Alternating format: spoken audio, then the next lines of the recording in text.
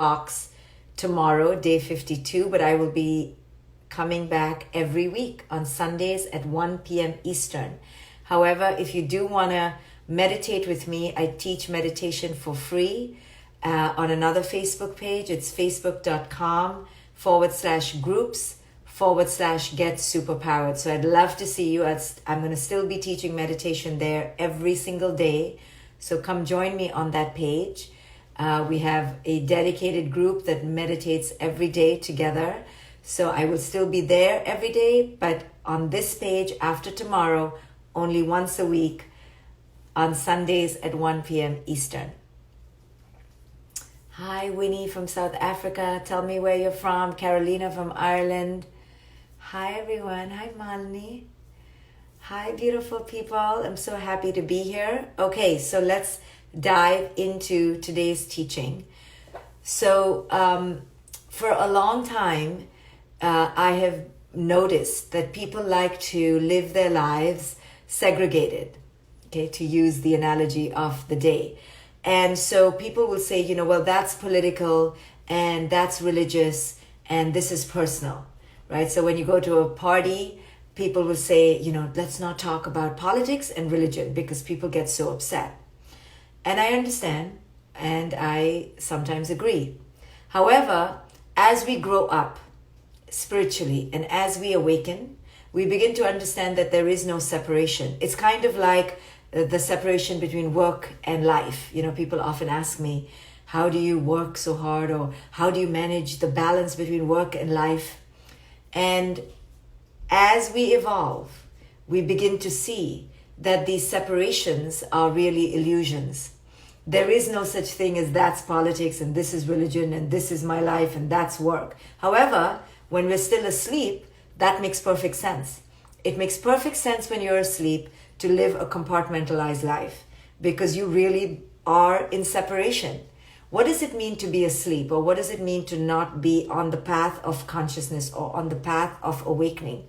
What it means is that you believe in a separation.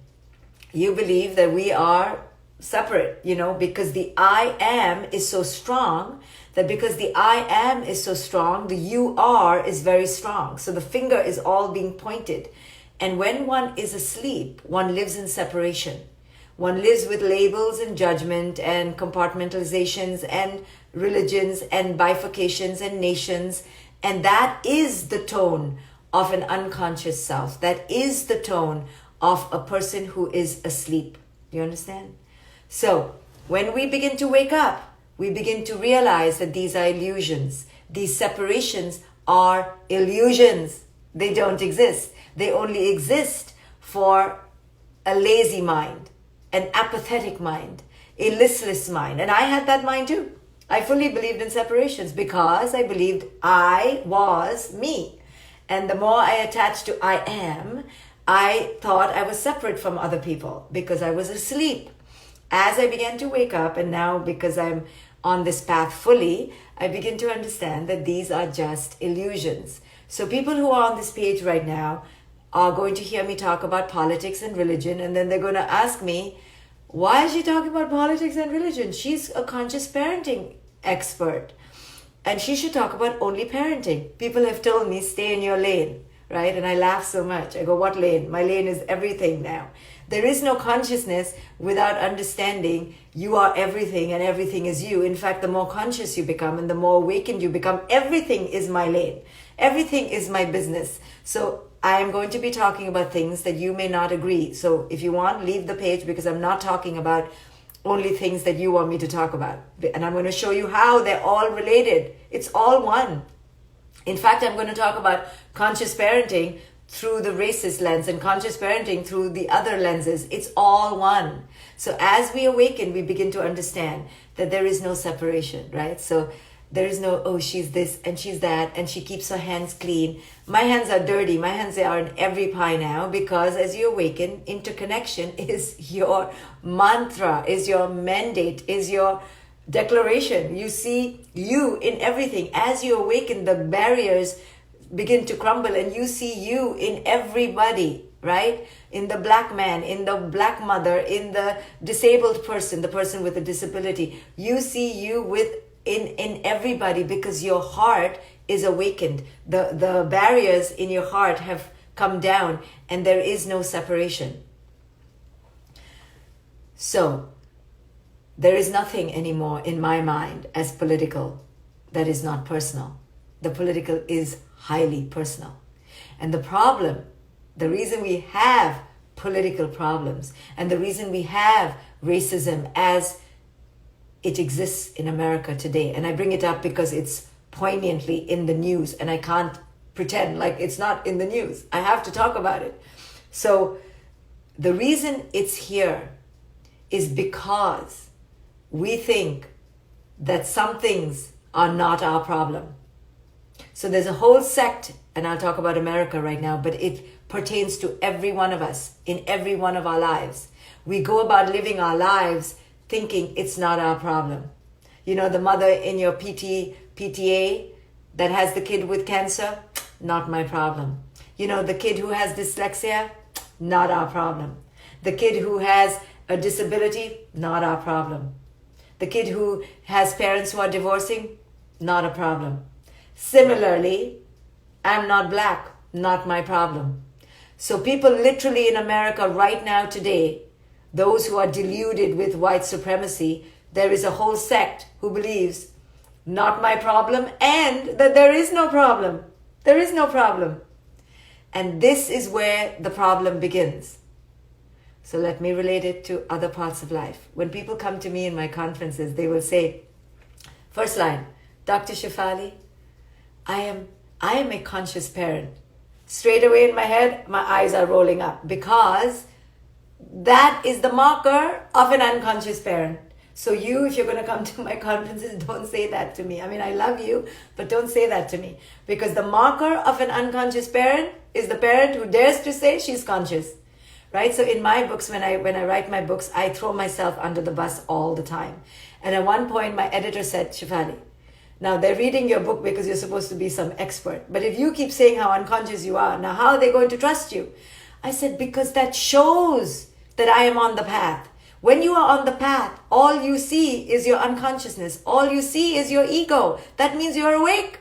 So I'm showing them, look, I see my ego everywhere. He's like, no, let's tone it down a bit because you have to sell some books. So I'm like, okay, let's take it out of page 42, 43, and 44, and let's just leave it on page 42. Because every page is about my unconsciousness. What is my point? My point is that if we keep thinking that we do not live in a racist country, and if we keep thinking that we are not racist, we have a problem. Now, no one wants to admit that they're racist. Like the white woman who just called the police on the black guy in Central Park, first thing out of her mouth, this is not racism. Because we believe racism is if you carry a torch and burn someone down. That's not racism. That's just the manifestation of racism. Racism is a monster, and it has infected everybody around the globe. Indian people, I grew up in India, fully racist. But no, they won't admit it, because that's not racism. They only happen to like white skin. But that's not being racist, right? So people think racism is some heinous crime that they have to commit in order to be racist. No. The first sign of a racist person is a person who thinks they're not racist. Because racism is a monster. And when we do not bow down to the gargantuan monster that it is, that has infected the globe, and when you say you're not racist, you do not fully own to the monster that this is. You actually begin to think that the monster chooses, to only infect stupid people or really racist people who come from generations of racism. And it missed my door. No. All of us have been infected by the monster of racism and colorism and ageism, but definitely racism and colorism. All of us. If you are walking down an alley and you see a dark-skinned man, you are scared because we have been infected with racism. Doesn't mean that that man may not do something to you, but he's as likely to do something to you as another colored skin man, white skin, brown skin, yellow skin. It's the same odds, and women know this. But because we have been infected, so what am I trying to say? Own that All of us have been infected by racism. Only when you own it, you stand on guard. You stand on guard. When I say the most conscious parent is the parent who says that they are unconscious, what does that mean? You know, so I throw myself under the bus all the time, and then my daughter will tell me, Mom, you see how unconscious you are? I go, woman, I just told you I'm unconscious. That means I'm not as unconscious as you think I am. Why is it so important to own the ego, to own the illness, to own the ism? Because you stand on guard. You never become complacent. You go, wait, am I? Am I? Because we are infected. You see, the virus of racism, the virus of supremacy is here. You could be infected, even in a slight way. Do not think it's only because you have to be against someone that you are racist. No, it can still be wiggling like worms in your mind. And there's no harm in saying, yes, I have been infected. That shows that you're willing to now do the work, to look at yourself deeply, to now go into the path of I want to heal. So number one, ignorance is to think that you're not infected, that you don't have it. No, I grew up in a progressive white family. I don't have it. No, you do. You do, because you live in this country. You live in this whiteified patriarchy. We are all infected, some more than others. So to say you don't have it, ignorance. To say it doesn't exist, ignorance. Right? So that's the supreme delusion. Next is to say it exists, but not in me. Or it exists, but it is not my problem. So first is to say it's no problem. Then it's to say it's not my problem. Real healing will occur when we begin to say it is my problem. So from no problem, even if you say it is a problem, you're not going to heal. Even if you say, yes, racism is a problem. Yes, unconsciousness is a problem. Yes, poverty is a problem. Yes, inequity is a problem. No, you will still not heal. You will still not be part of the healing. The only way to heal is to say, it is my problem. You go from no problem to a problem to my problem.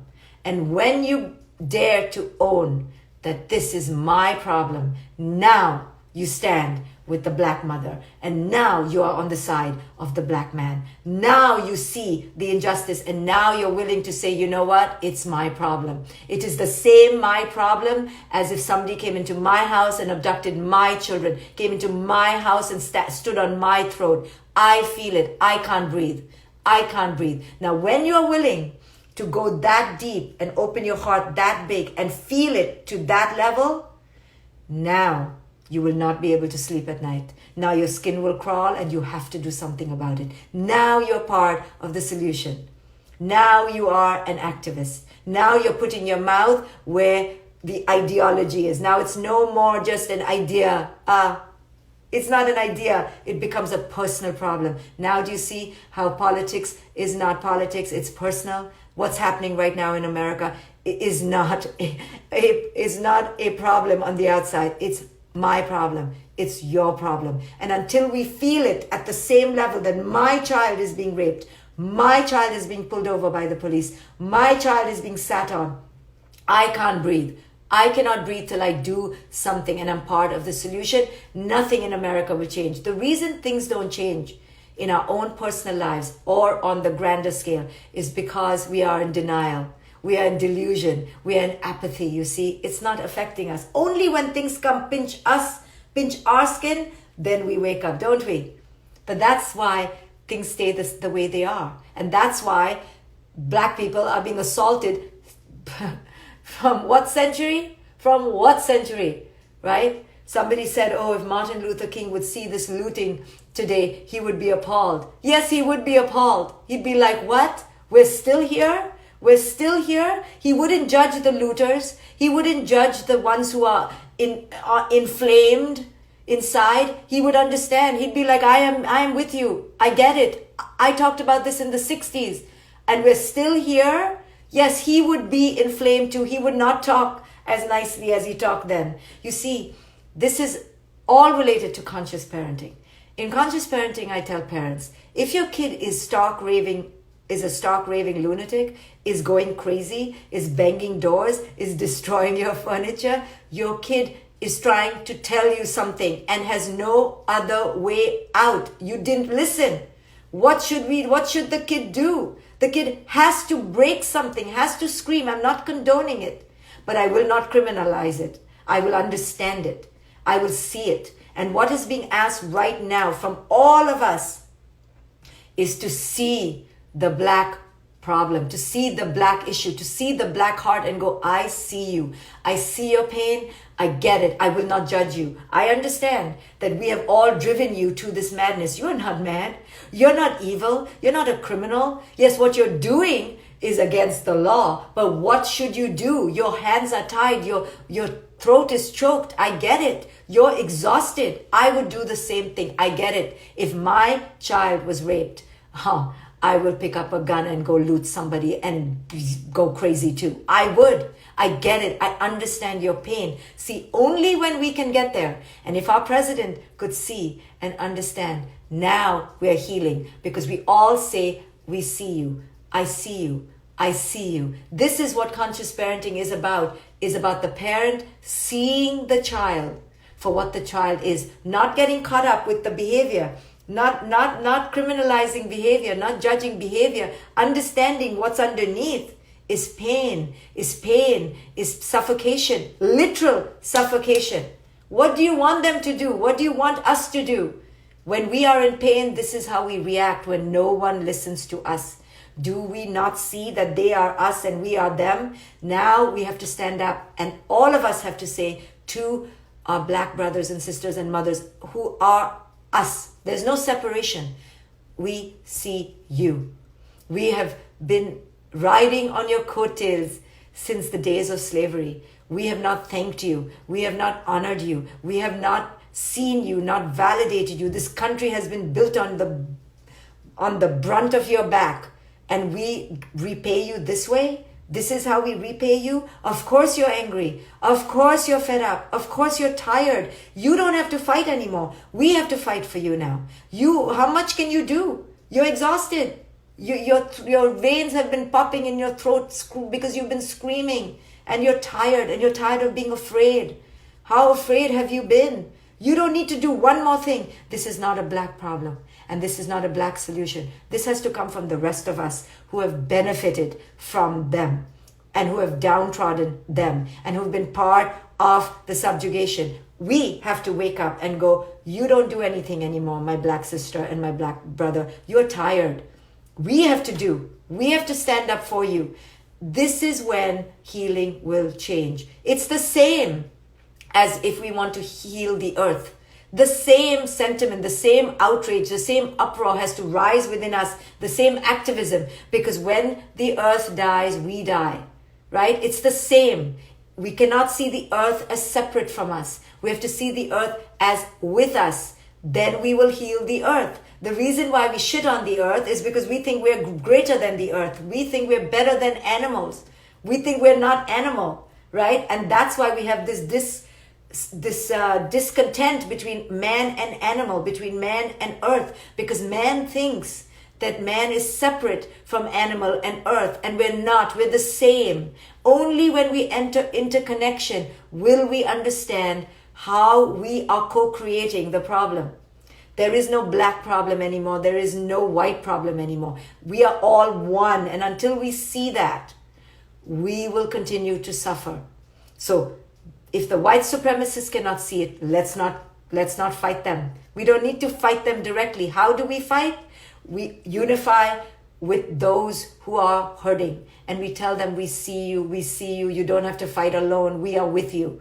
And through the rise of strength, through the rise of unity, the other fades. This is the antidotal effect. We create the power in the antidote, right? How do we fight this virus? You can go fight this virus. You can't see this virus. It's insidious. How do we fight coronavirus? We're creating a vaccine, right? We're building immunity. We're becoming strong in numbers. We're all collectively joining to do something in unification. That's the only way. If you don't wear your mask, you not only harm yourself, you harm everybody, correct? And we see those who cannot even wear a mask, right? Cannot even help the elderly, cannot even help the ill. Those people, you see, they live in separation. God will take care of them, they say. Oh, my God takes care of me. What about the rest of us? Right? This is separation. This is the arrogance of separation. And this is the root in parent-child, right? The reason that the parent and the child are disconnected is because the parent believes that the parent is superior, parental supremacy, right? And there's a hierarchy. And that's why we miss that our children are their own beings that have come to us and are deserving of autonomy and sovereignty, right? But the parent in the parental arrogance is deluded to think that they are in charge of the rest of the home, of the children. Man thinks that it's in charge of the earth, and the white supremacist thinks that he's in charge of all, right? The whiteified, patriarchal, white supremacist, that person, yes, not every person, that person with that attitude thinks that they are in charge of all. So the only way that we can begin to heal is when we understand our own ego, when we stand on guard to our own racism, when we stand on guard to our own cruelty to the earth, when we stand on guard to our own apathy.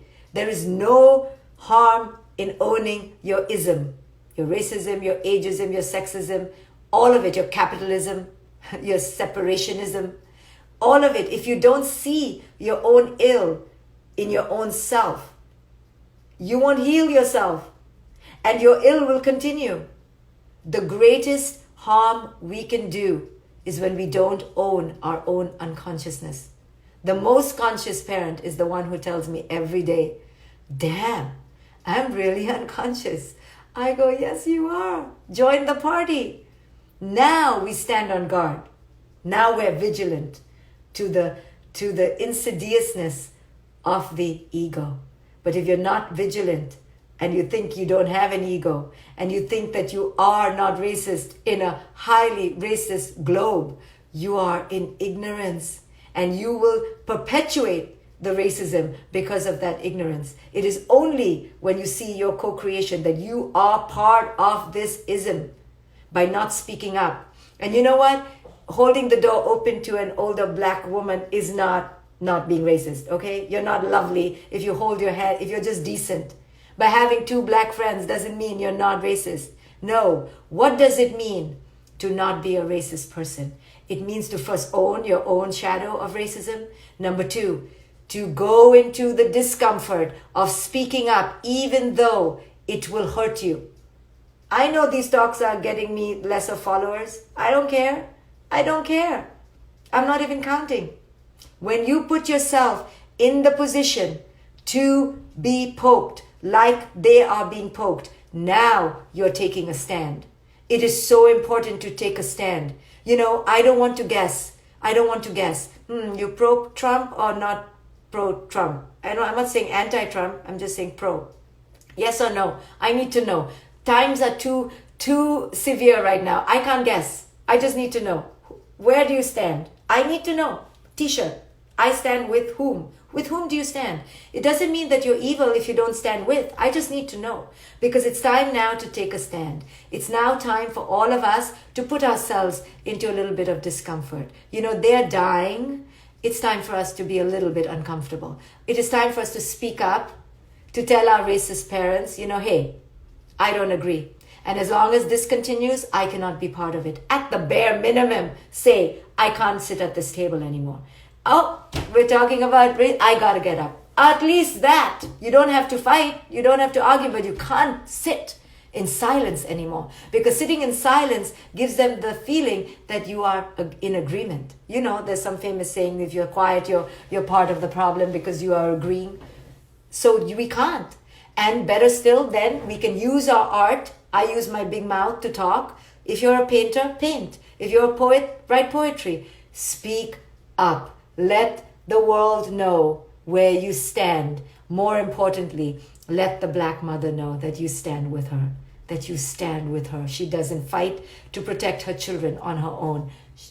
Her children are our children. We will stand. We will protect. We will pay guard. She doesn't have to worry anymore. Do you know how many black mothers come to me and say, Dr. Shefali, what should I tell my son?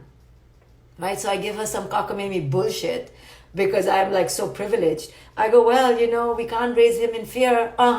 She looks at me and go, okay, because she's so sweet, she respects me. But I know I'm full of shit. I don't know what to tell her son. Lock yourself up. Don't go out. Carry 3 cameras. Record everything the minute you step out of your house. What do you want me to say to her? That's what I want to tell her. It's a dangerous world out there for you with your skin color, right? That's what I want to tell her. But how to tell her? But that's really the truth. I should tell her that because that's the truth. That feels real to her, that, hey, you understand what I go through. So now it's time to not be silent, yes? To me, for me, not for you, for me. Now is the time not to play politics. I don't care. Let's get down and dirty at our Thanksgiving table. I don't care about the turkey. I don't care about who are they? The pilgrims. I don't care about the pilgrims. I don't care. I care about what's happening right now in America. And I care so deeply that I don't mind getting indigestion. Yes, bring out the Tums and let's keep talking. Yes, because it's time to talk. Because each one of us is upholding the sickness. And if we don't begin bringing it into awareness and talking ad nauseum and giving everybody a headache, yes, till everybody doesn't get a headache or indigestion, we are actually not touching the problem. Because when you touch the problem, you can't sleep again. You can't sleep. You have indigestion, nausea. You want to vomit till it is healed. Because you understand that child is your child. That mother is you. Till we don't open our heart to that level, if we don't awaken our heart, America isn't going to heal. And we are going to be part of the sickness. So that's my little 2 cents today. Enjoy your day, my people, but take a stand. Call your racist mother. Call your racist relative. Just saying. Time to speak up. Okay, guys, my courses are 48 hours to the end of their 50% off. And my signature course is called The Awakened Heart. Take it. It's 50% off. You own it for a lifetime. And if you don't, come and meditate for free with me. I'm going to go to this other page right now in 20 minutes. Come and meditate with me there. It's facebook.com/groups/get super powered. Let's go. Let's go meditate. Bye, everyone.